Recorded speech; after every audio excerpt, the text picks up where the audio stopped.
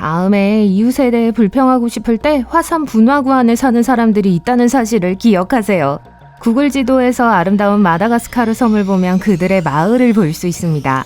지도에 거의 완벽하게 동그란 어두운 점이 있어요. 그 양쪽으로 도로가 나 있지만 건너지 마세요. 충분히 확대하면 분화구 한가운데에 집이 있는 마을이 보여요. 표시된 가장 가까운 마을은 8km 떨어져 있습니다. 수세기 동안 이곳에 살면서 어떤 일이 있어도 움직이지 않는 부족이라고 생각할 수 있어요. 하지만 지난 몇 년간의 지도를 보면 이곳은 줄어들지 않고 오히려 성장하고 있음을 알 수 있습니다. 2008년에 이곳에 첫 번째 집이 나타났어요. 그렇다면 21세기에 살고 있는 사람이 왜 이렇게 잘 숨어있고 고립된 곳으로 기꺼이 이주했을까요? 이 질문은 미국 뉴스 웹사이트인 벅스팀을 괴롭혔습니다.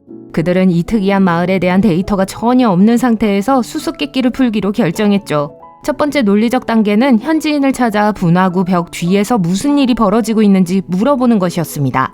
이 지역 주변의 구글 지도에 표시된 일부 장소가 만화에서 영감을 받은 가짜로 밝혀져 처음부터 까다로웠어요. 진짜 장소에는 연락처 정보가 전혀 없었죠. 그런 다음 가장 가까운 마을에서 찍은 사진을 인스타그램에 올린 한 단체에 연락을 취했습니다. 하지만 그들은 문제의 산 근처에 가본 적이 없었기 때문에 전혀 도움이 되지 않았어요.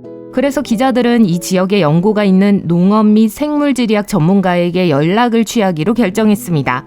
그 시점에서 간단한 구글 검색이나 몇 가지 메시지로는 도움이 되지 않을 것이 분명했어요. 그래서 그들은 마다가스카르에 있는 누군가에게 그곳을 직접 가보도록 요청하기로 결정했습니다. 미스테리 추격자들은 현지 비디오 제작 회사의 대표와 연락을 취했어요.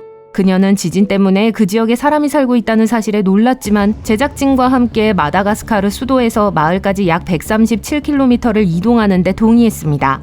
그들은 우기가 한창인 1월로 탐험 날짜를 정했습니다. 목적지에 가까워질수록 도로 사정은 더 나빠졌습니다. 어느 순간 그들은 차에서 오토바이로 갈아타고 결국 1시간 동안 걸어서 목적지까지 가야 했죠. 폭풍이 그들의 계획을 방해했습니다. 미끄러운 지형을 통과하는 것이 불가능해지기 전에 되돌아가야 했어요.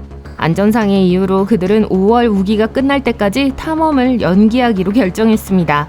두 탐사 사이 4개월 동안 복수팀은 이 신비한 장소에 대해 더 자세히 알아보기로 결정했습니다.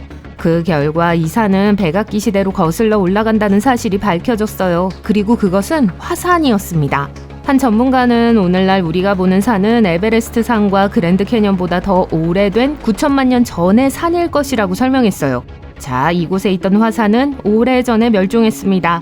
분화구를 둘러싼 대산괴는 거대한 알칼리성 고리 복합체예요. 높은 지대와 담수를 이용할 수 있어 한때 번성했던 마을이었어요. 이곳의 토양은 알칼리성 화학물질 덕분에 매우 비옥합니다. 우기가 끝나자 현지 제작진은 분화구한 마을의 미스테리를 풀기 위해 또 다른 시도를 준비했습니다. 이번에는 날씨와 도로가 완벽했지만 새로운 문제가 있었어요. 마을에 도착하자 현지 주민들은 제작진을 반갑게 맞이하지 않았어요. 마침내 빅 아일랜드 마을의 지도자가 마을을 안내해주기로 동의했습니다. 마을에는 약 50채의 집이 있고 300명의 주민이 살고 있었는데 모두 베실레오 종족에 속하는 사람들이었습니다. 고향이 과밀해지자 그들은 새로운 보금자리를 찾아야 할 때라는 걸 알았죠. 마을 원로 중 한 명이 이곳이 새로운 터전이 될 수 있다고 판단했어요. 그는 이 지역에서 소를 거래했었고 넓게 펼쳐진 빈 공간을 기억하고 있었습니다. 그래서 이들은 옛 집에서 새로운 분화구 마을까지 약 386km를 이동했어요. 이들은 주로 레몬과 오렌지 등 현금 작물을 재배하여 인근 도시의 시장에서 판매해요. 마을을 오가는 도로의 상태가 좋지 않아 물건을 운반하는데 어려움이 있죠. 이 화산산은 약 8,800만 년 전 마다가스카르가 인도에서 분리되는 과정을 목격했습니다. 그 이후로 이 섬은 다른 세계로부터 고립되어 왔고 그 외로움의 결과는 독특한 동식물로 이어졌어요. 지구상 어디에서도 볼 수 없는 40여 종의 여우 원숭이가 서식하고 있습니다. 줄리앙 왕에게 만세를! 또한 약 800여 종의 나비가 서식하고 있어요. 마다가스카르 포유류의 92%, 식물의 89%, 파충류의 95%를 이곳에서만 볼 수 있어요. 따라서 기린 바구미, 표범 카멜레온, 토마토 개구리, 귀여운 포식자 포사, 시파카나 인드리 같은 귀여운 여우 원숭이와 그 외 많은 멋진 동물들을 만나고 싶다면 이곳을 여행하셔야 합니다. 과학자들은 아름다운 다양한 육지 동물이 어떻게 마다가스카르 섬에 정착하게 되었는지에 대해 3가지 주요 이론을 가지고 있습니다. 첫째, 마다가스카르가 섬이 되기 전부터 일부 종은 마다가스카르에 서식하고 있었을 수 있다는 가설입니다.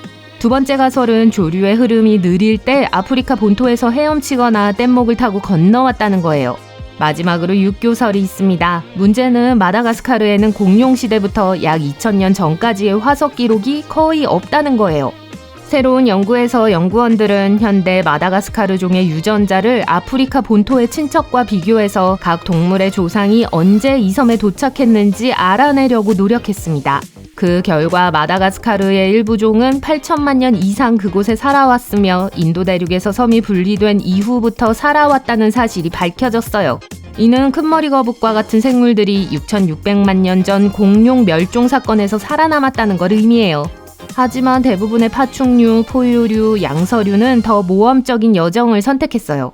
이들은 뗏목을 타고 마다가스카르로 이동했을 가능성이 높은 작은 동물의 후손입니다. 예를 들어 여우 원숭이의 조상은 아마도 쥐 여우 원숭이처럼 작은 동물이었을 거예요. 거북이는 목적지에 도착하기 위해 뗏목 없이도 모잠비크 해협을 그냥 떠다녔을 수도 있습니다. 약 1300년 전 이곳에 처음으로 인간이 정착했습니다. 이 섬의 이름은 여전히 언어학적으로 미스테리예요. 전설에 따르면 베네치아의 유명한 상인 마르코 폴로가 지리를 약간 혼동해서 이 이름을 붙였다고 해요. 마다가스카르를 동아프리카의 모가디슈 왕국과 혼동해서 발음을 잘못했고 그 결과 마다가스카르가 탄생한 거라고요. 이 이름의 기원은 불확실하지만 언어와 문화는 인도네시아를 가리켜요. 일부 학자들은 최초의 정착민들이 인도네시아에서 바로 이곳으로 왔으며 이후 이주를 통해 아프리카의 영향을 받았다고 주장합니다. 다른 학자들은 인도, 아라비아 반도, 아프리카 해안을 따라 여러 차례 항해하면서 다양한 문화가 섞여 용광로가 되었다고 생각해요. 이 섬의 대부분의 사람들은 라틴 알파벳을 기반으로 하는 마다가스카르어를 국어로 사용합니다. 프랑스어 또한 널리 사용되며 공식적으로 인정받고 있어요. 정기적으로 바닐라를 사용한다면 마다가스카르산일 가능성이 높습니다. 마다가스카르는 전 세계 천연 바닐라의 약 80%를 공급하고 있으며 마다가스카르 수출의 25%를 담당하고 있어요.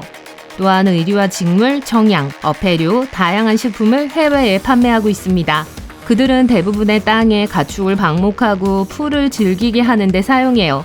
가장 오래된 마을 중 일부는 방어를 위해 거대한 도랑으로 둘러싸인 언덕 위에 지어졌어요. 하지만 이후에 낮은 지대에 다시 지어졌습니다. 아래쪽에서 농사를 짓는 것이 더 편리하기 때문이죠.